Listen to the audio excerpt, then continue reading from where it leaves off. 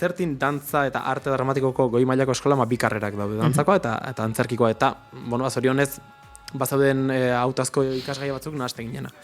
Eta zeon, holako punten tailer bat, eta puntak estenatokian, erraminta bezala, oso tresna interesgarria irutzen zitzaiten beti.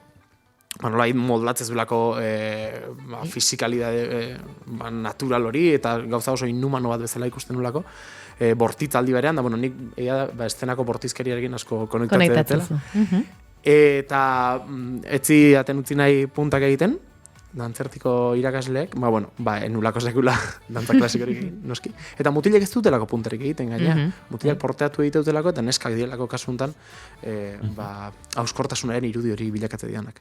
Eta, buru horrak ebagean ez, eraukien bai edo bai inbernitula puntak, eta horra sinintzen da, enitzen ez kapaz, ondo egiteko, belaunak doblatzen ditulako, eta, ezin nun lortu zisneren irudi hori, gehiago ematen nun, hauntzu bat, eta ala santziaten, fauna bat emate duzu, zer graziosa.